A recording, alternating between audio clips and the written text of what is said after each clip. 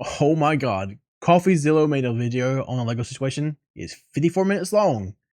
It's actually crazy what happens in this. A $200,000 Lego collection went missing, causing a lot of you to ask me to find it. And after seeing the cops point guns at YouTubers, people get arrested and sued for $1.3 million, I decided enough was enough. This looks like a case for the internet detective, this time in the $10 million Lego studio. So I talked to every suspect involved. What I found shocked me. God, this production quality is so good.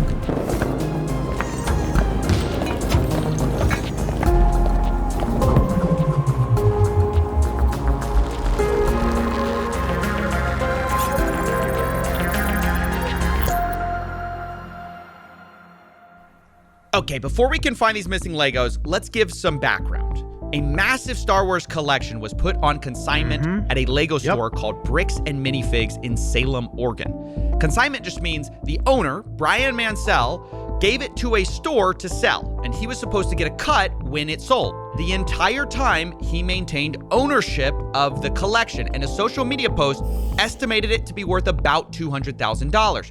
But then, on November 14th, 2024, everything went wrong. This was the night that Crystal and Ben Gorman, the prior franchise owners of the Salem store, got kicked out by this guy. That is Brandon Best. He and his partner, Josh Johnson, ran a sister store in Eugene, Oregon. And Brandon drove up that night to kick the Gormans out. Brandon and Josh would be taking over the franchise in Salem. And this is the exact moment the Legos go missing. I had no idea they had it in the store. As that store is getting handed over, the question is Brian's collection in it? Here's what the official Bricks and Minifigs press release reads. Quote, after taking over the store, we discovered a small number of sets valued between $2,000 to $5,000 that could be possibly related to Mr. Mansell's collection. But there's a problem here. There should be over 10 times that amount in this store, given their internal records and what we know the estimated value of this collection was. So if corporate's saying there was only $2,000 to $5,000 in the store, something happened to these Legos. But what? In order to solve this case, let's think about the suspects. First, who was there that night of the handover? It's only 3 people. Crystal and Ben Gorman, the former franchise owners, and Brandon Best, one of the new owners. These are our 3 biggest suspects, but they aren't the only ones. I want to address a few other suspects at the very start here. First of all, maybe this is just all the result of, plain old thieves breaking in. What about that possibility? Hi, I am Chris. I was the previous franchise owner who signed the collection agreement with Brian Mansell. And I'm Benjamin Gorman. I am the silent partner who's really bad at being silent. We did have a couple of break-ins at the store. None of Brian's collections were in the police report or stolen during those. Okay, so the Gormans say emphatically it wasn't thieves, but if that's the case, what about the guy who was arrested? I mentioned at the beginning of this video, Reckless Ben. This is the YouTuber who started it all. With a documentary, I tracked down the thief who stole $200,000 of Lego. Maybe it's the perfect crime. Make a video tracking yourself. Now, for our theory, it's worth noting Ben is currently facing a RICO lawsuit by Bricks and Minifigs. He was even targeted with a search warrant for stolen Legos. Included in the warrant are Legos. The owner reported overhearing conversations about possible stolen Legos. And on top of that, Reckless Ben was even accused of stealing the Legos by the current franchise owner. I stole the Legos? What do you think of the theory that it was Reckless Ben? He stole the Legos. It's absurd. We didn't even know. Fucking absurd. Ben. He had no interaction, no relation to us, no relation to the store. That doesn't hold any water. Okay, I'm gonna be honest. Apologies to the genius cops in Utah who play different. We play differently here. But I don't believe that Reckless Ben stole the Lego, mostly because he couldn't. He just wasn't there that night, and I don't even think he knew about these Legos. But who does Ben suspect is holding the Legos since he did this whole documentary series? The guy who runs the entire company, Ammon McNeff, he personally came out to talk to us. So what's going on? So you guys are holding some of our Legos? No, we're not. You're not? No. Is that a lie? No. That's a lie. You did take the Legos. No. So we have, our attorneys have visited, so who's Brian Mansell. Okay, and who is that? He's a guy who had he had like $200,000 worth of Legos in your guys' store. Nope. Never happened. My name is Ammon McNeff. I am the CEO of the Bricks and Minifigs brand. So my name's Matt McNeff. I'm the COO of Bricks and Minifigs. The people you just saw are the McNeff brothers. They agreed to speak with me to try to clear their name. I asked them, do they have the Legos? What I can tell you is that we don't have it. We've never had access to them. It seems to kind of go missing. Parts of it seem to go missing on November 14th. Well, and I guess that no, not at all. I'm going to say, you know, like that is not accurate at all.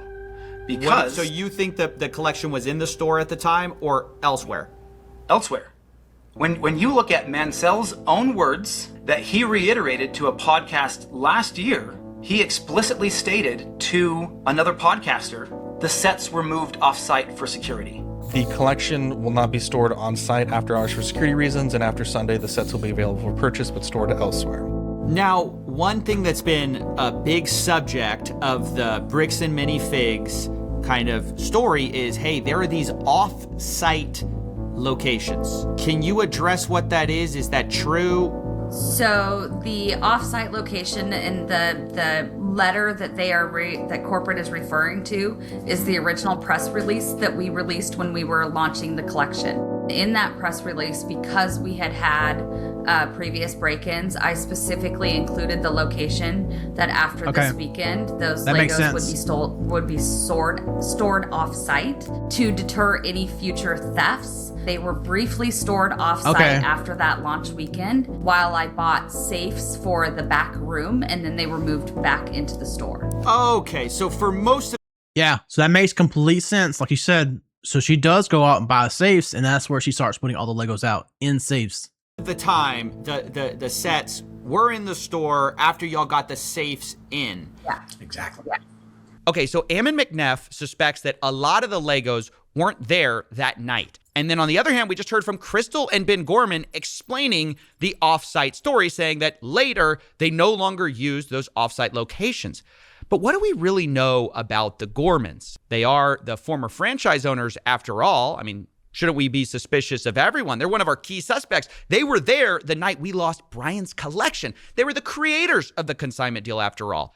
And one group in particular is pointing their finger at them very hard. It's the McNeffs who say they were behind on payments. We started getting calls from the landlord letting us know that Crystal was behind on the lease payments. This does not look good on her. We had also gotten a couple of notices from some of our vendor partners that bills had not been paid by the store. And so we felt pretty strongly that there was going to be a risk of her just, you know, like attempting to file bankruptcy, doing some of these other types of things, which we've had franchisees do in the past, and that's problematic. So that's why we sent him up there to take some video footage. So we needed to just be prepared if we needed to do a hostile takeover, which, you know, like can happen in franchising where a franchise owner just, you know, kind of tries to steal inventory and do some different things that way.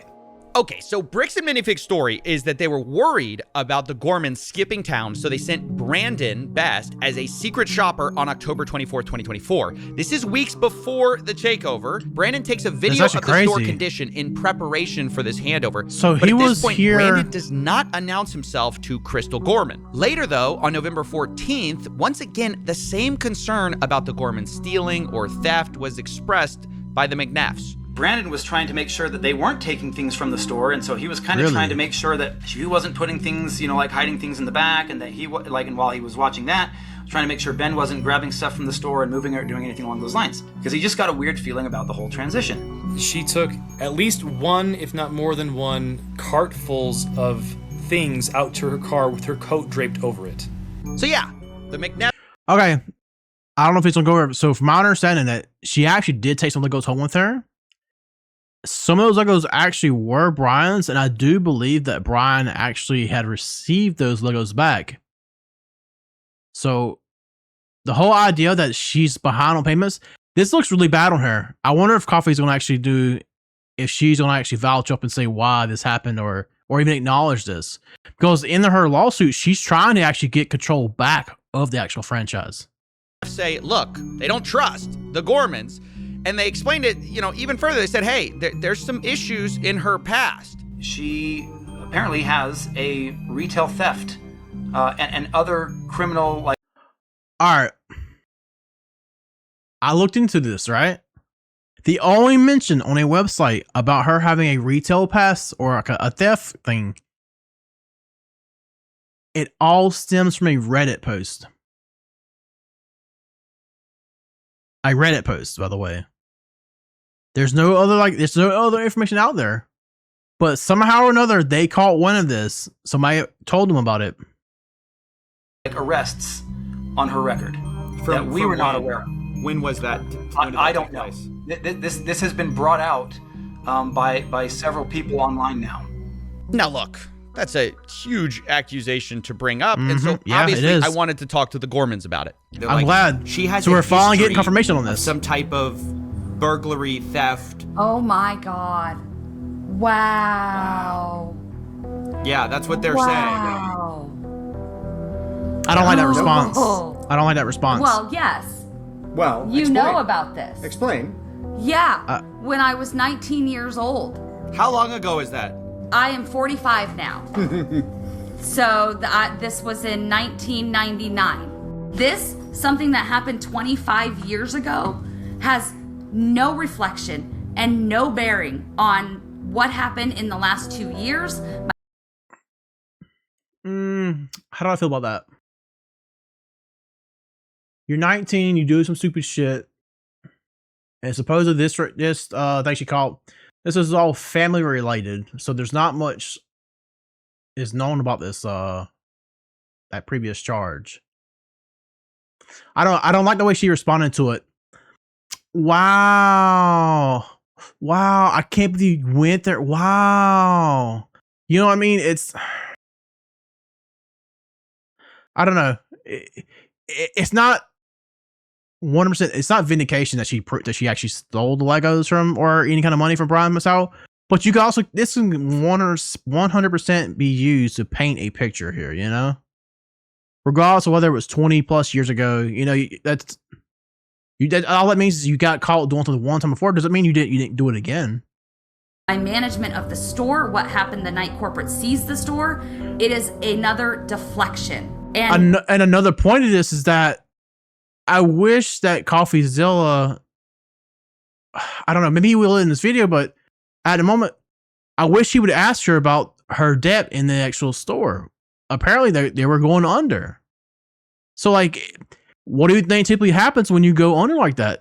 Sometimes people they'll turn to the dark side, you know, that they'll actually do a lot of underhanded things, and who knows, say, maybe she did steal some things or trying to do what she could to make ends meet. She sold some of Brian Mansell's Lego collection. Maybe she didn't pay him because of that. It infuriates me. You're gonna try to publicly embarrass and shame me for somebody that was manipulated by local police departments when she was pregnant and 19 years old? Fuck you. That's my response to that. I am so sorry. You're gonna have to blur and cut a lot of this, but that pisses me off. I own what I have done. I own the mistakes that I have made. I mean, that's good.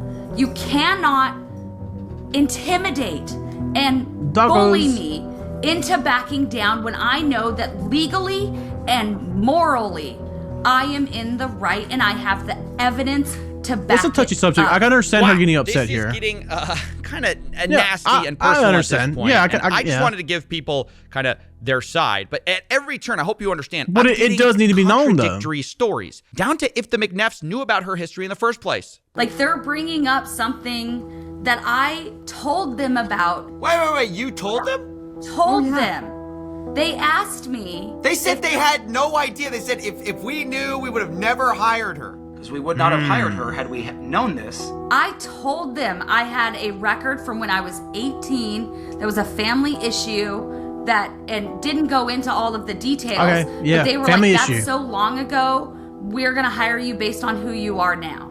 Okay, I'm just gonna leave it there. You guys can make up your own mind. My point is, one side says up, the other says down, and it gets to the point both sides start hinting that they have photographic proof from the night of November 14th that proves the other side is lying. And so I'm like, look, at this point, let's stop talking. Show me the Legos. Yes. Where Yes. I was that's what told we'll we see. are 100% have possession of photos that prove that the Gormans are lying. And then you guys are telling me we 100% have possession of photos that prove This side's lying. Who's gonna drop the photos first? I mean, I feel like someone just has to, somebody's right here. And after a lot of convincing, both sides agreed to show me the photos, corporate and the Gormans. In fact, I scheduled the calls to do this an hour apart from each other. But let's remember their positions for a second. The Gormans say whatever was left unsold of Brian's collection that was in that store spreadsheet was in Salem store the night of November 14th. Then you have corporate side. They say whatever was left that night was maybe $2,000 to $5,000 of Legos. The rest was either stolen by thieves, the Gormans, or held off site. It was not in that store. And on both sides, there's a lot to lose here, right? You've got the Gormans, who basically have been insinuated to have been stealing. And for Josh and Brandon too, the new franchise owners, there's a lot on the line. I reached out to Josh and he told me, I think her pictures would only show a few sets and minifigs. I replied, so if I can prove that the Lego sets were in the store, that will prove Brandon was lying. Josh replies, if it shows something different, then yes, I will eat my words. So the stakes have been established. And let's see the evidence, starting with Matt McNeff. First, he showed me the video, October 24, 2024, for a baseline of how the store looked. So this is the Salem Kaiser location, is that correct? Salem Kaiser location, yes. So is it fair to say I'm seeing quite a few Legos here? I mean, I'm seeing a store of Legos. You'd agree? There's a good amount of Lego on hand.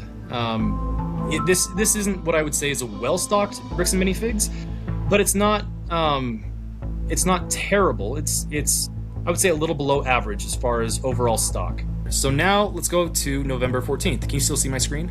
Yes, sir. Okay. So November 14th.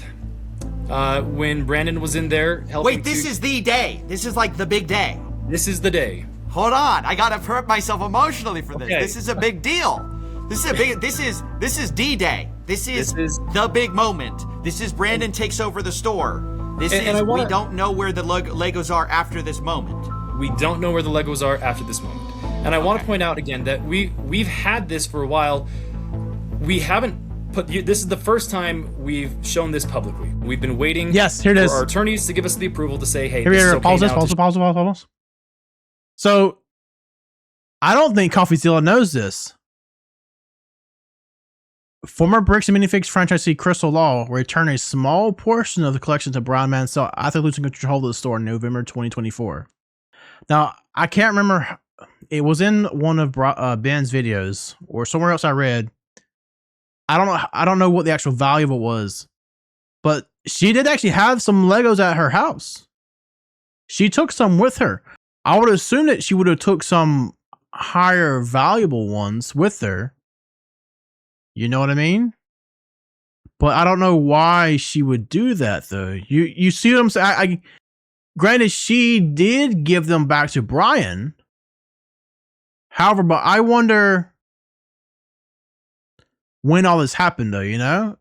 I think it's something Coffee did. He should have followed up on. Maybe he didn't know about it though.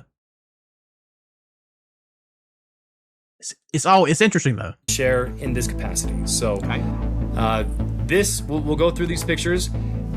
This is what Josh saw, or not Josh, sorry, Brandon saw. He took pictures of everything in the store, all the inventory in the store.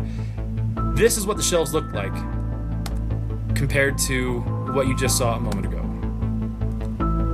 Okay, so I'm seeing a lot less. Just to state the obvious, go back a little bit. Yeah.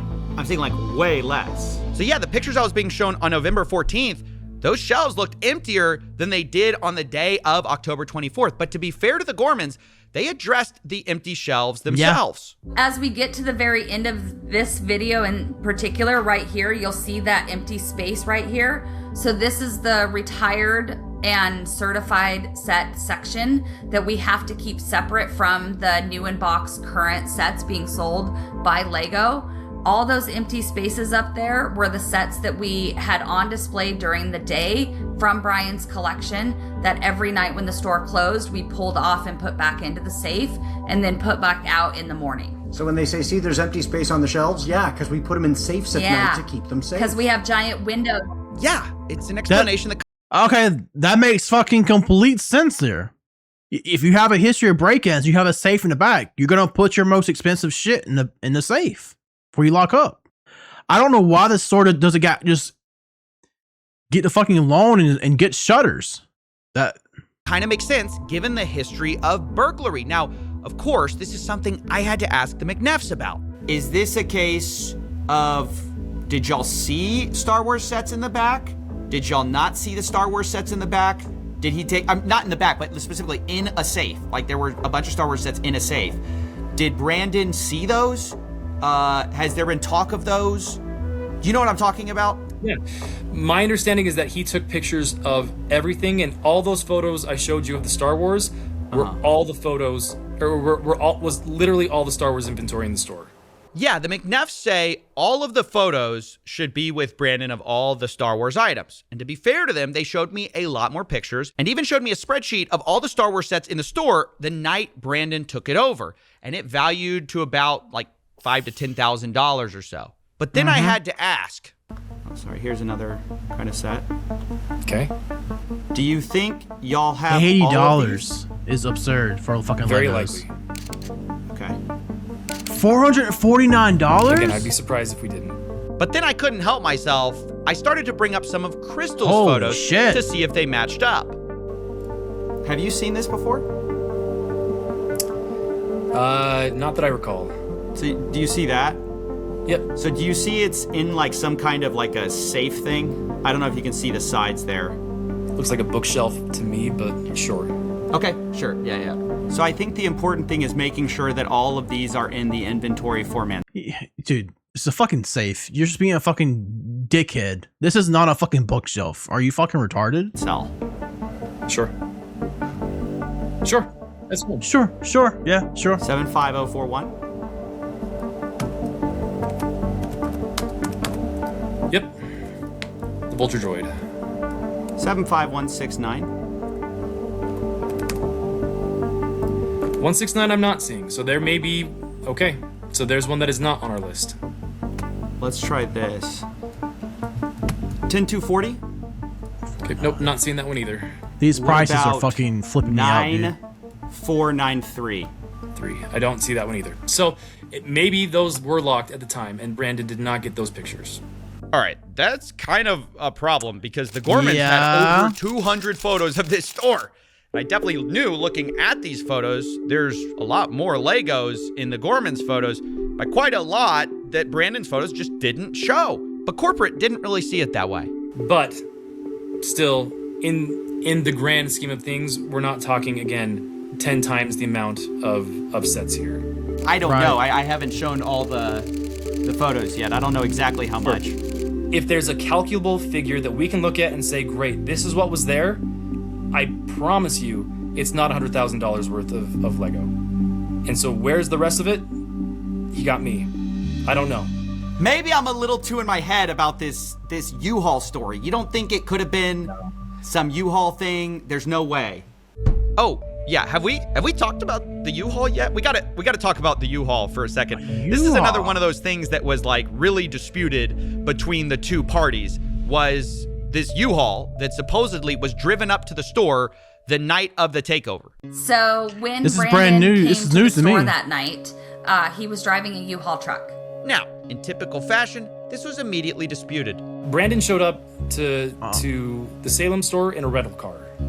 When he came to get the keys from Crystal, he was there in a rental car, not in a U-Haul. It wasn't until after he told me he was taking the keys and locking me out that I really kind of paid attention to the fact that he had a large, not the small, the large shit. U-Haul truck. So yeah, I just kept hearing about this U-Haul truck. Now, why is it significant, U-Haul or not? Well, one, a U-Haul truck can fit a lot of Legos, but Yeah, the big reason sure it mattered can. to me was because I was actually called by an ex-employee of the Bricks Oh, and Minifig shit. store in Eugene, Oregon. Remember, that's the one that Brandon and Josh owned. And he Dude, I told me had- something very interesting. This entire I thought they just had this one store. So the entire time Brandon Best and Joshua Johnson, I think his name, they had another Bricks and Minifig store in Oregon. Wow. Former employee started in 2024, and I was working under the old manager Brian, and he sold the store to Brandon Best and Josh. What store was this? Bricks and Minifigs where? Okay, now what did you see that made you want to talk to me? I saw Reckless Ben's YouTube video about the Salem store closing down because when I was talking to my co-workers about the situation about Salem, and when we were told through other employees that it was just Well, let's go back to it. You see how he says, I was talking to my employee. He meant to say employer, not co-worker. bad area to work in. It was like haunted, if you will, is what was going around. But after seeing the video of Reckless Ben, we exposed them, and it makes a lot more sense with what we dealt with Brandon and Josh. Like, oh, Crystal stole Lego sets and bolted out of the country. Who says that? Brandon Best told us.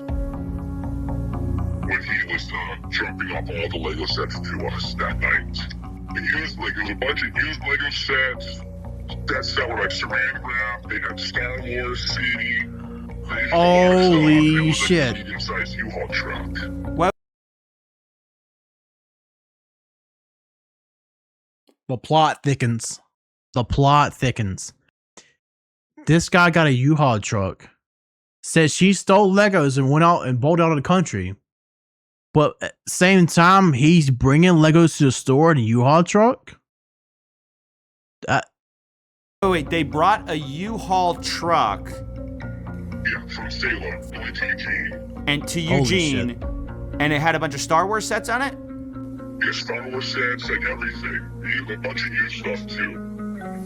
Wait, and was this when they took over the store from Crystal? I believe so, yes. Yes, because he said that Crystal stole Legos and left the country. While he has a U-Haul of Legos? Yeah. Interesting. Weird. And he said, we're just going to hold on to this stuff until corporate tells us where we have to distribute it. Well, it'd make more sense if we could take it because we're kind of struggling with, the product. How much you want to bet Bricks and Minifigs found out about this U-Haul shit before anybody else knew about it? What if this is one of the reasons why Joshua Johnson and Brandon Best no longer works for them? Put on the shelves. Oh my gosh. We really got to find out. Was there a U-Haul that night or not? Because everybody's disagreeing about it. This Eugene, Oregon guy says, oh yeah, a U-Haul showed up with Star Wars sets in it. Brandon was talking about the Salem store. You've got Matt McNeff saying there was no U-Haul there. It was a rental car. You've got Crystal saying, yeah, I thought it was really weird. There was a U-Haul truck there. So I told the McNeffs, I really got to find out what the truth is here. If you know anything about it, let me know, because that's just something I heard. I do, and it has nothing to do with the Salem store. Well, at least not the Salem store in the way that it is there. Right. Brandon showed up to the Salem store in a rental car.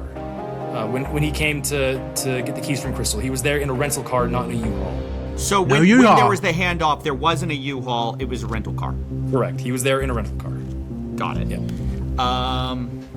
Okay. And I think any of the, like, if you were to look at the footage, the ring cameras, all that stuff, you won't see a U-Haul sitting anywhere in the parking lot.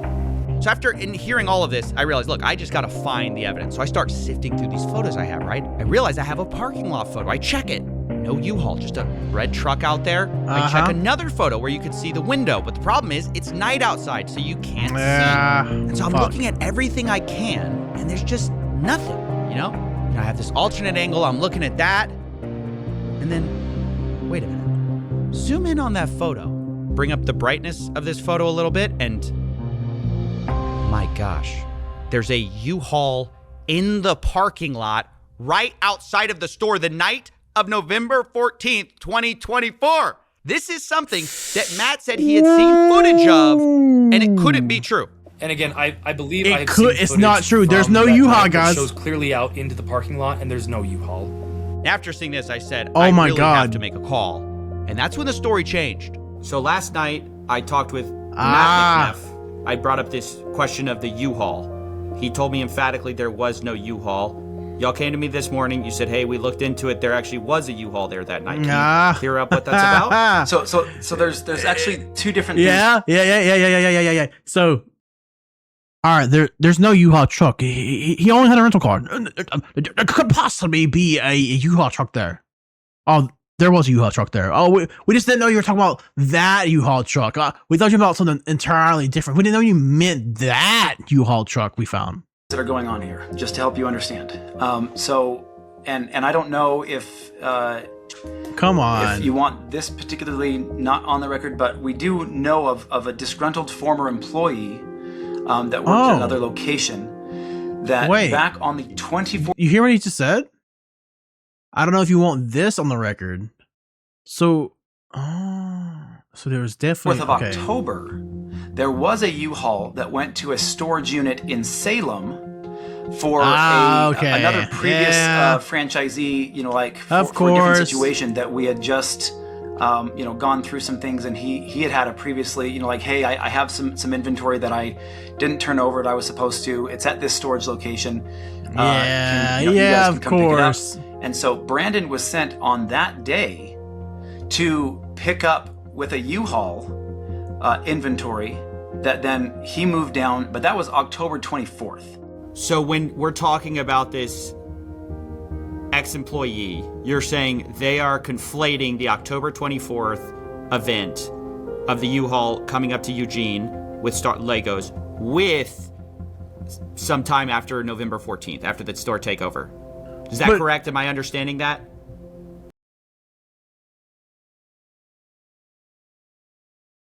Wait, what?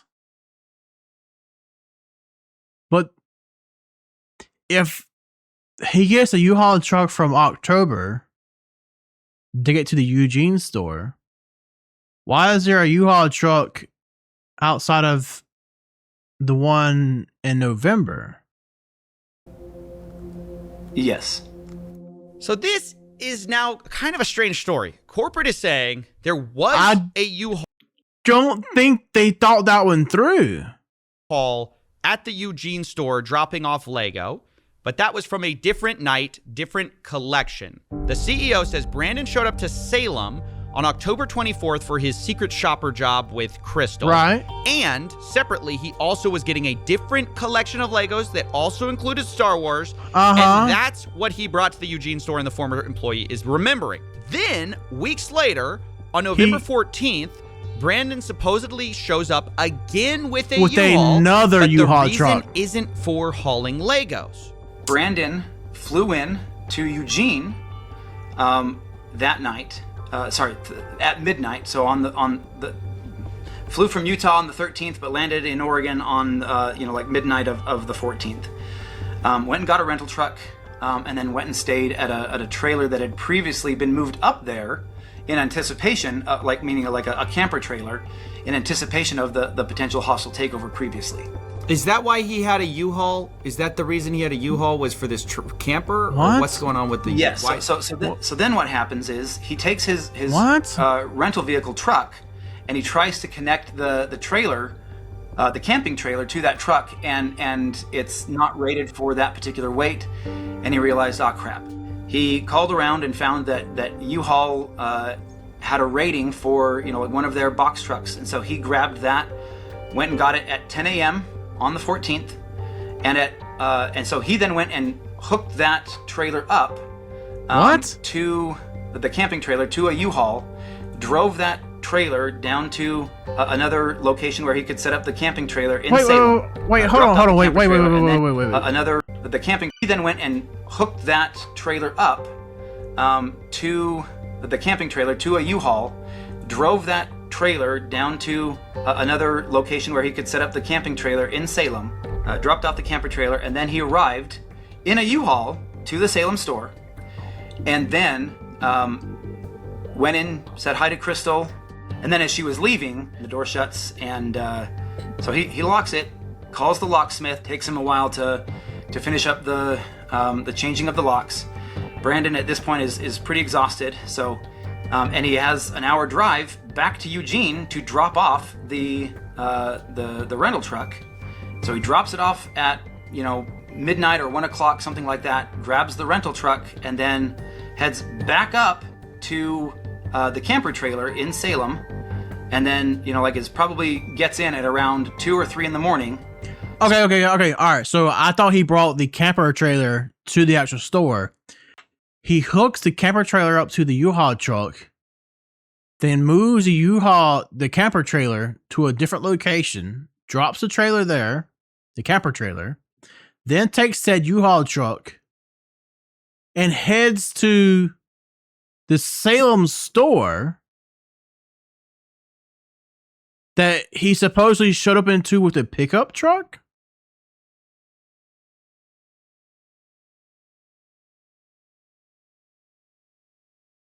Dude, there's some fucking lying going on here. Spends a couple of, gets that's a little bit of sleep before he has to head back to the store at 9 a.m. before the other employees get there. The timeline that is trying to be portrayed just makes absolutely zero sense. Okay, so I asked. This is bullshit. He went out of he got a camper trailer. He did, dude. I would have just fucking rented out a goddamn hotel or for the night. Dude, come on. This is obviously for documentation of all of this from Brandon. And here's what I got. First, the U-Haul contract on November 14th. This checks out what we already. Oh, okay. I want to read it. All right. So he checked the truck out at 10:17 in the morning and checked it back in at 10:15 in the morning. This is not normal.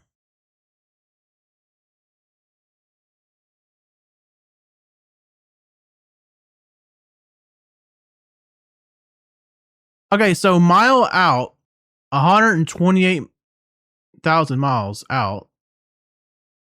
Mile rate, 99 cents a mile. So he drove this U-Haul truck 160 miles.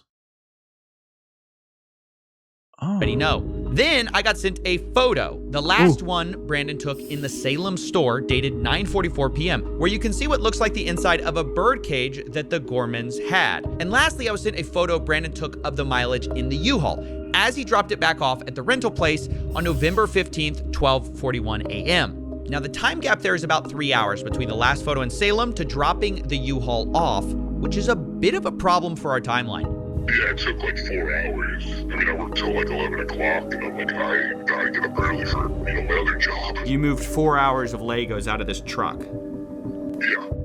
All right, so as weird as this U-Haul thing is, the timeline just doesn't fit, to be honest. If it took 4 hours to unload, you can't also drive to another city, load and unload and drop off the U-Haul in that time. But still, even if this is true, it's pretty weird, and it's one of the most bizarre stories I've ever heard, to have a U-Haul thing back to back. One of the times you're picking up Legos, the other time you're not, you're taking a camper. Nevertheless, without more proof, we kind of have to move on to another theory of how to find So it sounds like the U-Haul truck. This time, let's take the photographs that we have and reconstruct what was in the night on November 14th. Remember, that's the moment we lost the Lego. And this time, we're going to combine it with two more things. First, from if you can unload Legos in 4 hours, then you would think it took 4 hours to load Legos up. If he's loading Legos up by himself, then it possibly would have took even longer than 4 hours. So that is, I don't know. It's just a really weird wait. So you rented a U-Haul truck for one night to hook up to a camper? But he drove at 160 fucking miles.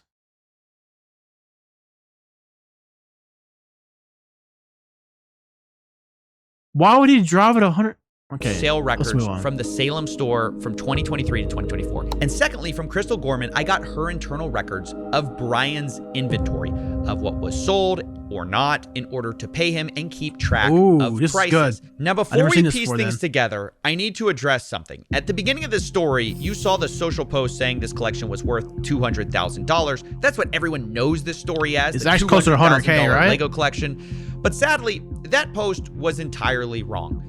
In Crystal Gorman's inventory, which has a high and low estimate value of these various Lego items, the real estimated value is about $107,000. They give high estimates and low estimates. That's what I thought around right there in the middle. And for simplicity, I'll just be using averages and estimates here, but understand that, these numbers are not firm, given that they're unsold Legos. It's just rough possibilities. But the point is, it's worth nowhere near $200,000. And Reckless Ben, the one who made the original video covering this, said that surprised him.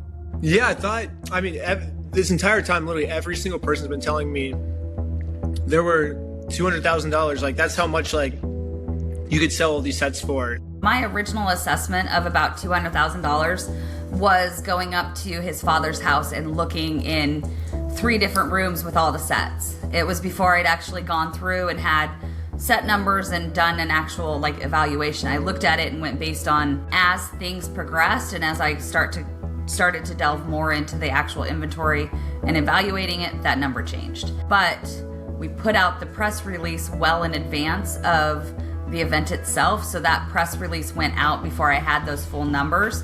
So we went, this is a nice even number that will grab attention and bring people into the store, so we went with that. And I mean, to believe that is accurate at the high end. Like, it was one of those things where when she was looking through and going, well, it says this and it says this, like, you don't think even at the high end? You haven't actually seen the spreadsheet. No, I haven't. You might want to cut that part out because he hasn't actually seen the inventory sheet. The spreadsheet says about from between 85,000 to 120 something thousand. She said in the midpoint about 107 or something like that of what was inventory. Does that sound right to you? I'm sorry, but something's not right here, particularly with her. I'll be honest, I think he's fucking completely oblivious to everything. But something about this, I don't know, dude. I don't know. Yeah, so this has been a really big point of misinformation to clear up, because if we're ever going to find the missing Lego, we need to start with the right number, the right value. It's about $107,000. Now, between 2023 and 2024, the Gormans record sales of about $24,000 of Brian's collection in their inventory tracking list. And of those sales, Brian was entitled to about 65 to 70% of it. He was paid $17,000, which roughly tracks with that. Okay. Which means on November 14th, the big night, the remaining amount of Brian's collection that should have been in there is about $82,000. Now, it doesn't take a genius to realize this is a very different number than corporate provided, who found only $2,000 to $5,000 of it linked to Brian. And later they said they only found $13,000 to $15,000 in total Lego Star Wars. So you're talking maybe $11,000 to $15,000 total Star Wars, and that's all Star Wars inventory in the whole store. So that's corporate side of the story, but I didn't want to take their word for it. So I went through Crystal's photos myself, which she shared with me, and hired people to go through and hand tag the Star Wars Legos that were in these photos. We looked through over 200 plus photos, multiple videos, and matched what we saw with Brian's collection. In the end, I ended up with about $21,000 of Legos matching Brian's collection that can be proven to be in the store on the night of November 14th. Now, to state the obvious, that's about 3 to 5 times what corporate estimated, at least on their press release. Now, yes, there are inherent errors in these estimates. Maybe we picked up some Lego that matched Brian's collection, but wasn't Brian's. But even though this is a bigger number than corporate said, I have to admit, even with pretty generous assumptions being made, there's still a huge gap of about $61,000 here that I just couldn't find. But then I learned Brian had made a special side deal with M&R Productions, who had recently purchased some Legos from him. And this is where it starts to get messy. So these are the pictures that M&R Productions sent me, looking at the Lego that Brian sold him. This was stuff reportedly in storage, and it's interesting because of an early inventory list, which had a column called Location that Crystal used. And it listed a lot of the Star Wars items as being located in what they called storage. Now, previously, I was told that all of the stuff in storage was put back in the store, but there's a bunch that's on this list that I can't find in the store that seem to appear in these pictures. Now, I've been assured, by the way, that most of these Legos were not part of the inventory spreadsheet. They were never given to Bricks and Minifigs. This is a separate part of the collection, but I did a check, and 100% of the items that match the Brian collection inventory just so happen to be listed with a location of storage. So this starts to make things incredibly fuzzy, and I'm inclined to believe that a lot of these are part of that same inventory list. Now, if we take that value of the side deal, that's about $10,000 to $20,000 that's not actually missing. Now, it was at this point I started looking more at the point of sales. Oh, it's only records. 15K. I realized though. maybe we could find some of this missing Lego there too. So this is from the Salem internal store records. Like, I guess this is what is How entered. come we didn't hear about this in the Reckless Bin video? Brian didn't think to tell anybody that he. When someone does a sale, and it's everything from September 2023 to November 2024 of Star Wars anything. And by the way, before we continue, yes, this was all a lot of work. If you want to, please support us on Patreon. That's how this show gets I can made. believe so. But I'm anyways, fucking according confused to myself those right now. records, about $51,000 in sales went through during this time period in a way that matched Brian Mansell's collection.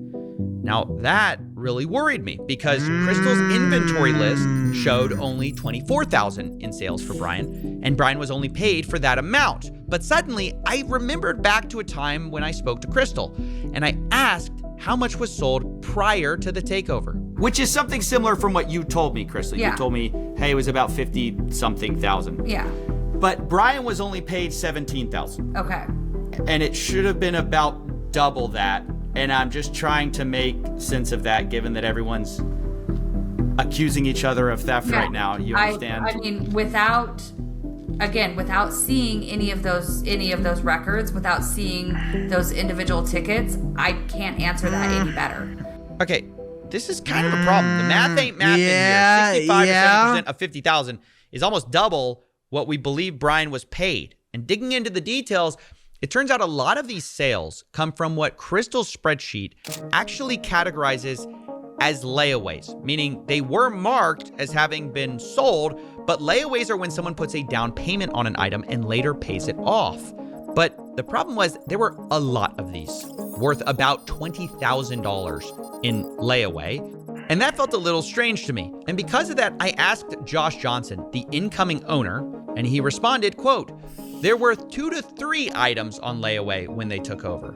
So on the I'm sorry, but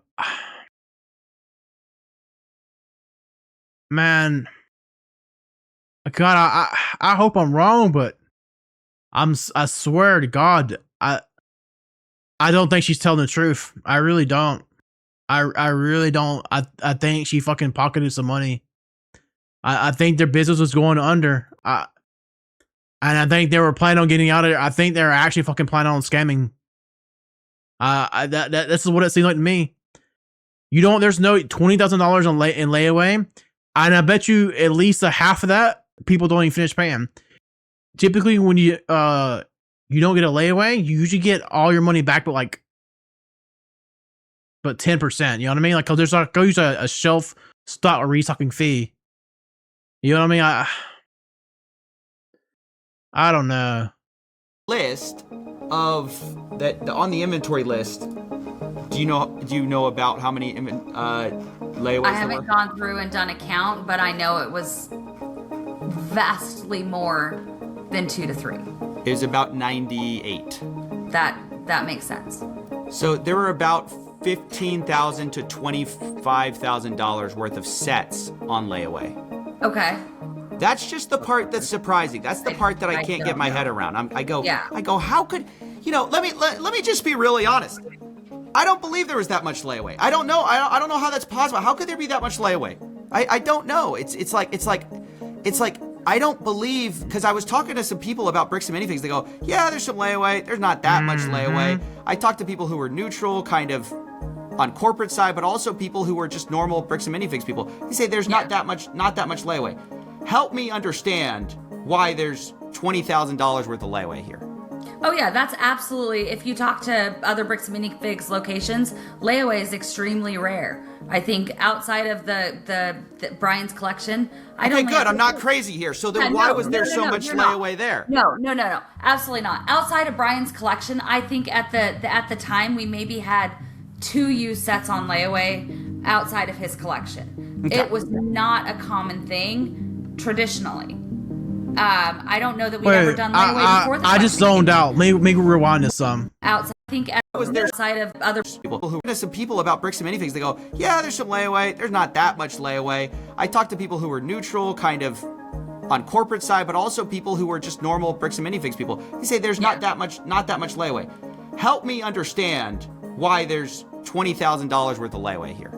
Oh yeah, that's absolutely. If you talk to other bricks and minifigs locations, layaway is extremely rare. I think outside of the Brian's collection, I don't. Okay, good. I'm not crazy here. So then, why was there so much layaway there? No. So 20K layaway is rare. Outside of Brian's collection, I think at the time we maybe had 2 used sets on layaway outside of his collection. Okay. It was not a common thing traditionally.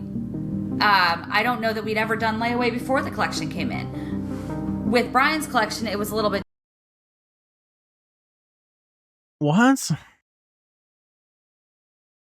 So outside of Brian's collection, there's only 2 or maybe 3 actual layaways that would pertain to regular stock you had on your sales floor. All right, so where did the $20,000 of layaway fucking come from? Different, because so much of this collection were new in box, all in one place, reasonably priced, and a lot of the harder to find items. And so customers would come in and put, I'm gonna guess probably half of those layaway items were not gonna be sold to the person who took them on layaway, because we had several that would That's put usually them how on layaway layaway works. and then change their mind. So this was something like, somebody would come in and want 10 different sets, but only be able to buy 1. Can I put the rest of those on layaway so you don't sell them? I'll pay $10 to put these sets on layaway. Traditionally with layaway, we would ask for 10% down. They'd have 30 days to make their next payment, or we'd refund the layaway amount and then put it back on the shelf. No, wait. That's a fucking horrible business practice on that.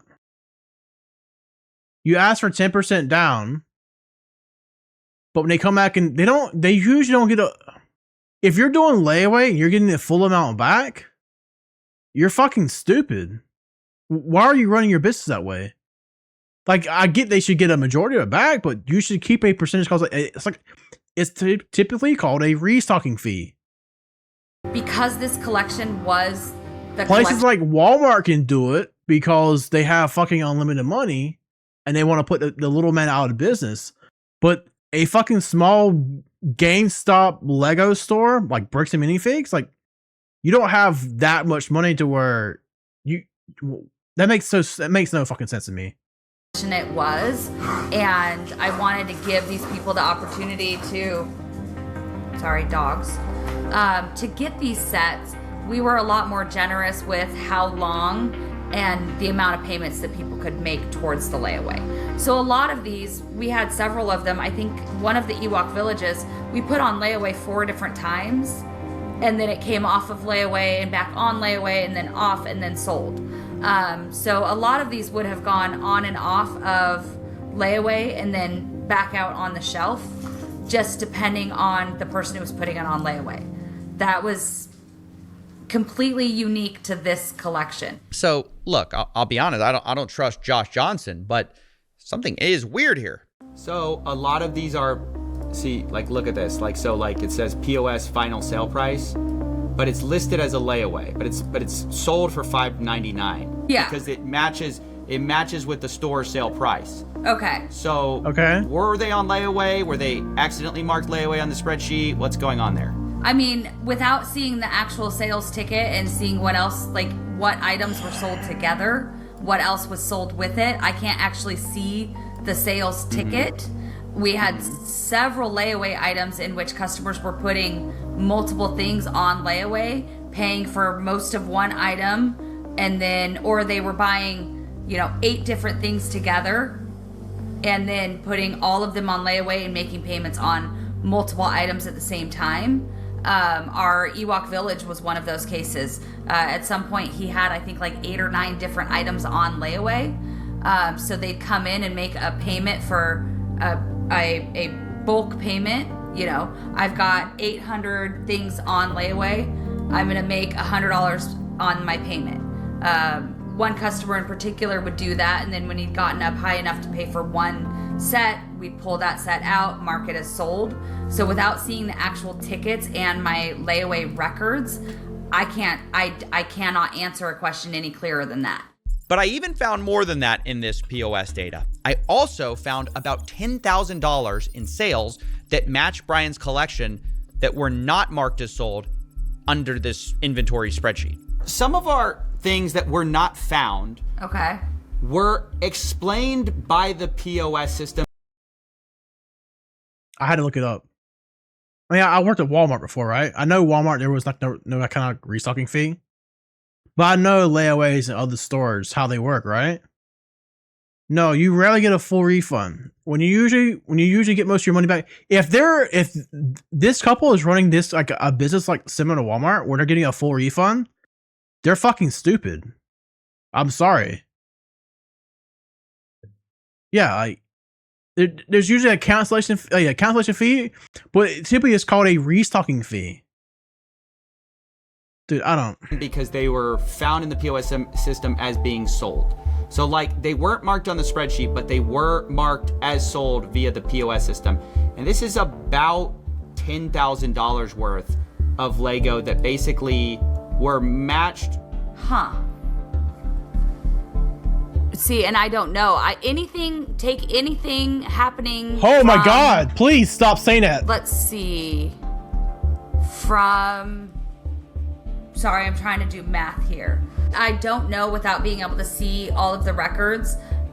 There is a possibility that the consignments were ended when I wasn't at work and I just didn't go through and pull them up. They didn't get put in the consignment ticket. I hadn't gone through those consignments in a couple of months. I hadn't gone through the inventory in the back room in a couple of months.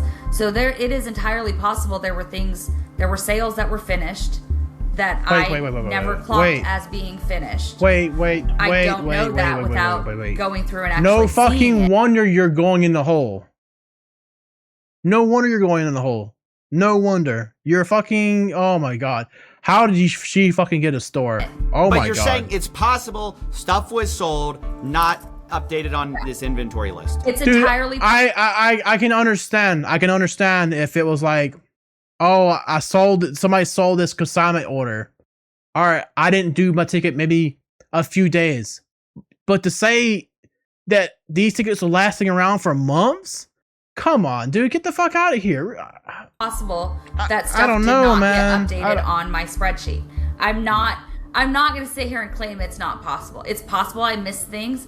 So where does this lead Oh, us? yeah, it's possible I Some missed people are things, jumping to all right. conclusions here, but I must remind you that on the night of November 14th, 2024, Crystal Gorman was concerned about Brian getting paid or not getting paid. He has not been paid his percentage yet. And if I don't have my tickets, I won't know how much I need to pay him. This, all right, with that info we just got, I'm sorry, but this is so fucking scummy on her part. I'm dead ass on this right here. So you probably sold his shit on consignment months ago, and you haven't done the consignments yet to pay him out. This is so fucking irresponsible. Come.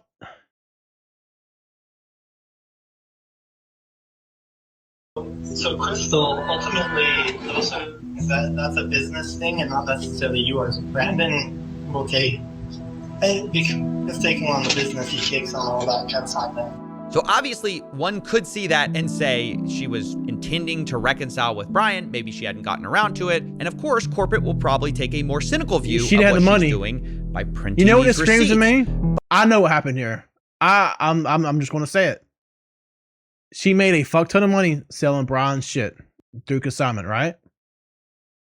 All right, like this owner, they were going under. So what she was doing with the money, I don't know. Maybe she was splurged on the side. Maybe her husband is trying to be an author. He's writing a book. They're trying to get deals. They're trying to move to Spain. Maybe some of that money she's funneling outside the store. She may have every intention to repay Brian back, but for some reason she didn't do that because she probably didn't have the money yet. Dude, it's not looking But good the for her. point is, regardless of whose side you're on, I think we can all agree there's a lot of weird stuff here on all sides. Yeah, Abnormal exactly. stuff.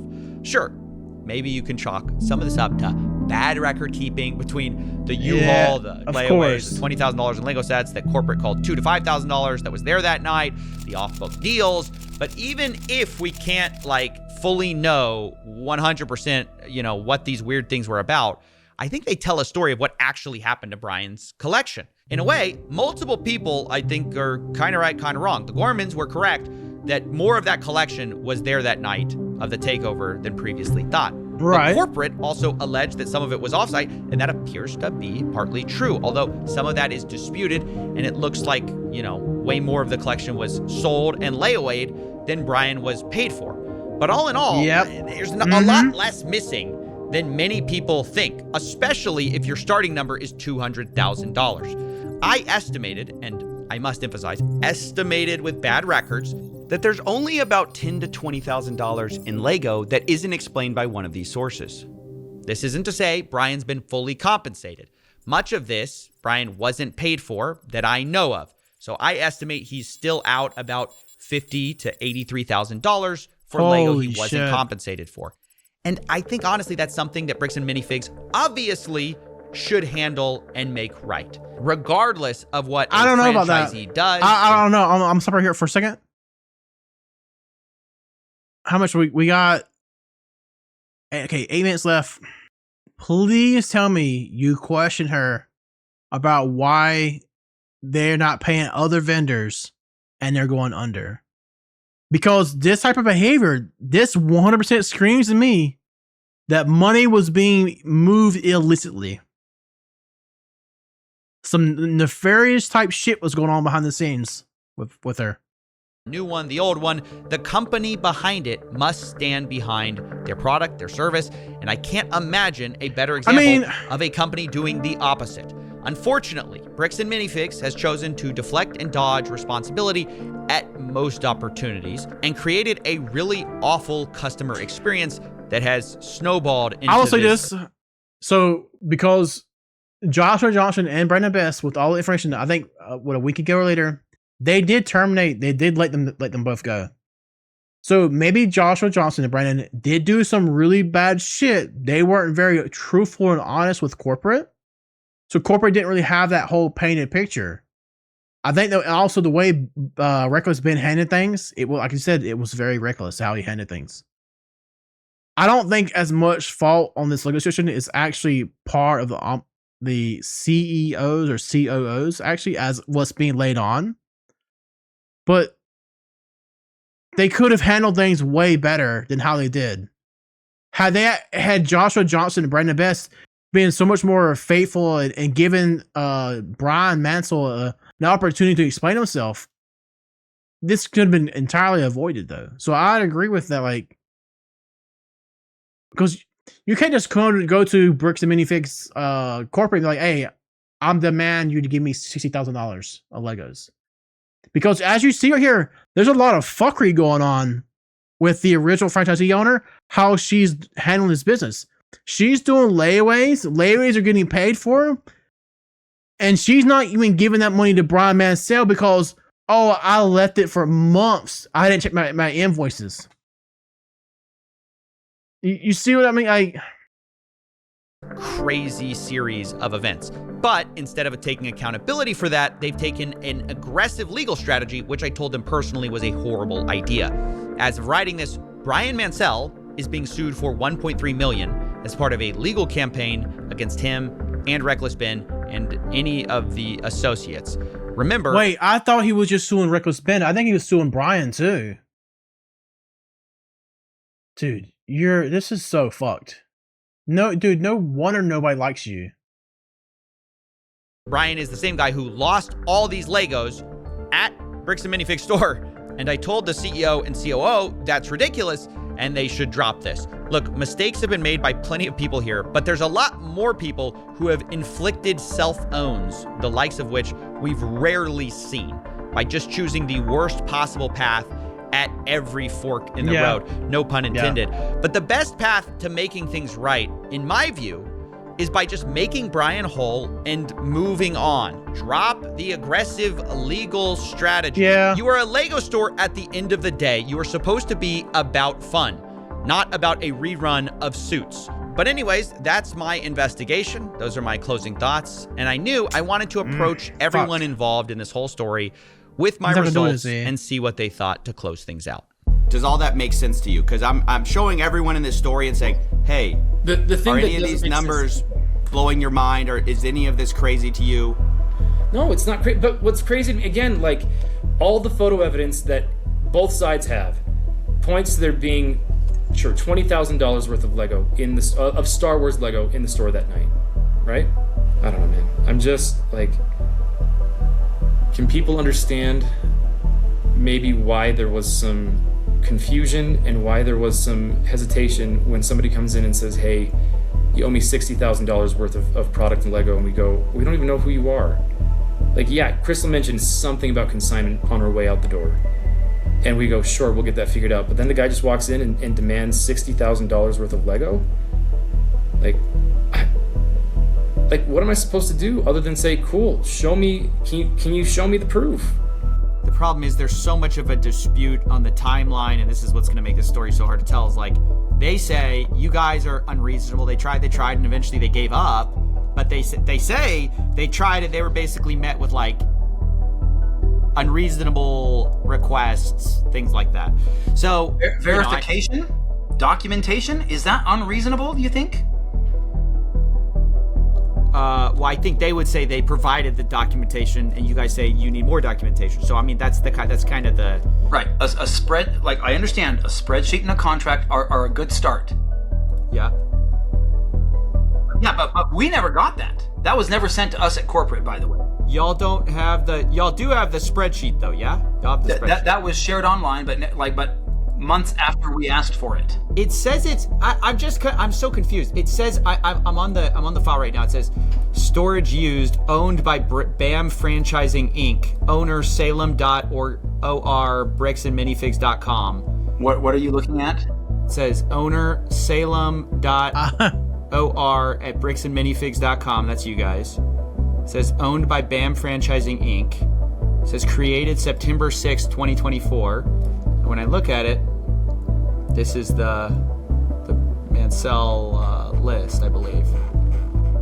So this would have been created under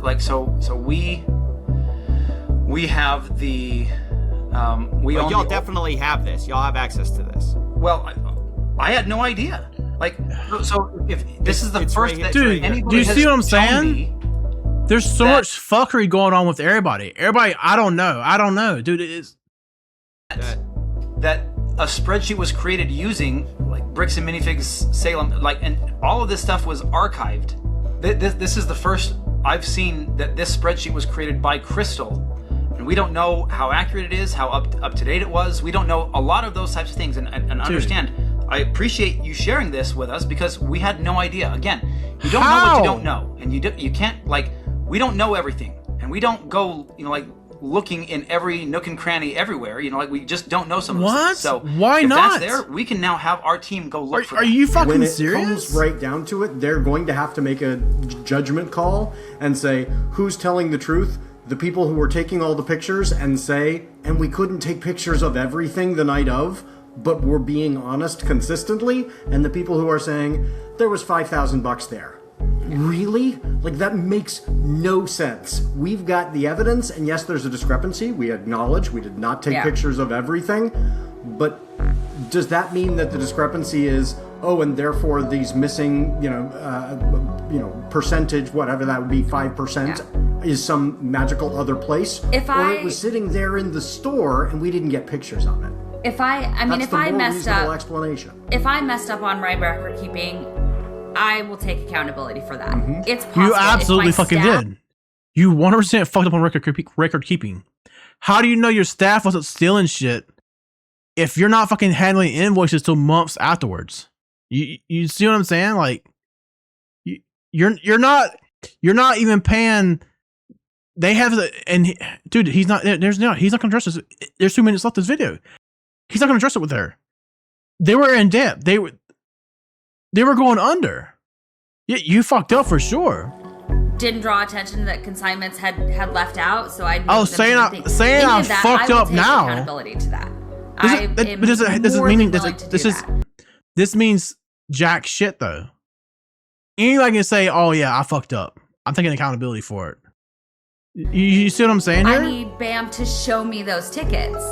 As they promised to do. I will sit down with Brian and talk this over and figure out what we missed and where it was missed and how it was missed and make that right with him. What is this? I mean, that's new information no one's ever found out. So that's like awesome. They're going to lose hundreds of millions of dollars because of their own wrongdoing.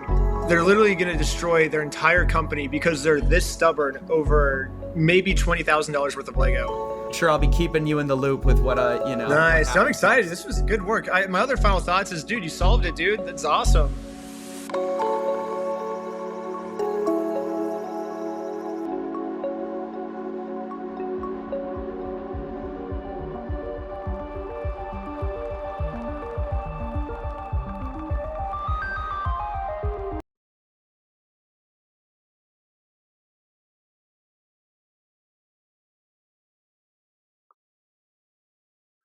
The Gormans are suing Bricks and Minifigs. The lawsuit claims Brian's collection had an original aggregate value of around $250,000. This was not in this fucking video. It was not. She even acknowledges with CoffeeZilla here that it was closer around $107K. Why are you trying to sue for $250K? You're trying to say at best, if you sold these sets at top maximum dollar value, they're worth $250K?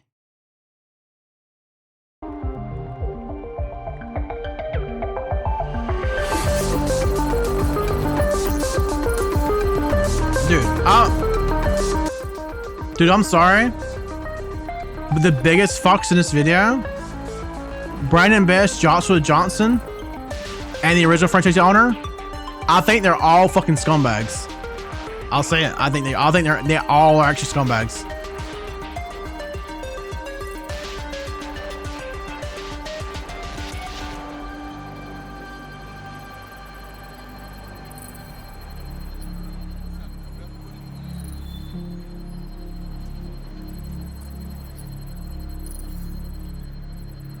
Because the entire reason this takeover didn't just happen randomly. It happened because they were fucking going into debt. They got calls of them going into debt. They weren't paying vendors. Dude, I'm disappointed that maybe he didn't want to talk about it in this video.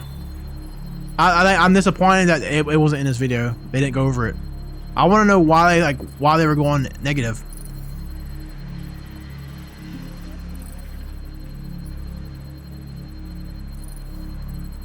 Damn. Dude, just fucking, oh my god. This video brings so much shit to light that I did not know. Oh my god. This was an amazing video from CoffeeZilla. But as always, everyone, peace out.